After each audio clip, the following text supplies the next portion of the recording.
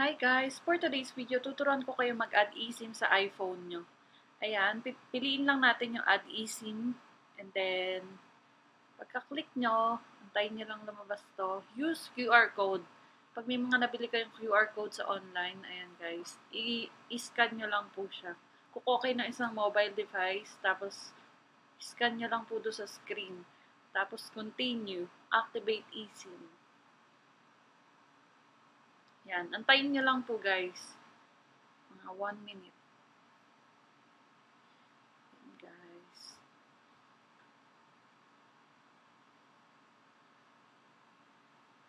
Wait lang tayo.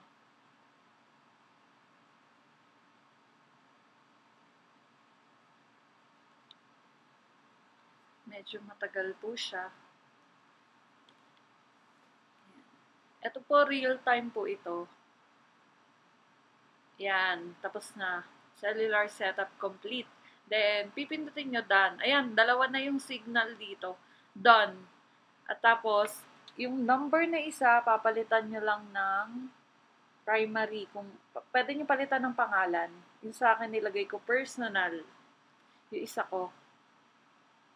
Yan. Nilagay ko cellular data kasi gagamitin ko siyang pang data ko. Yan. Tapos, yung SIM1 kong dati, nilagyan ko ng personal. Yan, ninob ko na pala, nilagyan ko na ng business phone. Kasi gagamitin ko din siya sa business. Yan, ginawa ko siyang personal. Tapos, kinontinue ko na. At tapos, ayan na guys. Dalawa na yung signal kung makikita nyo.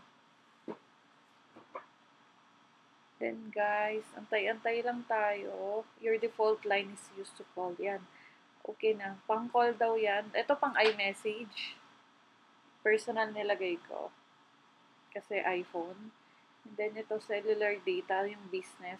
Since gagamitin ko siya talaga sa cellular data. Yun talaga yung purpose ko. Kaya nag-add ako ng eSIM. Ayun na guys. Tapos na po. Thank you. Thanks for watching.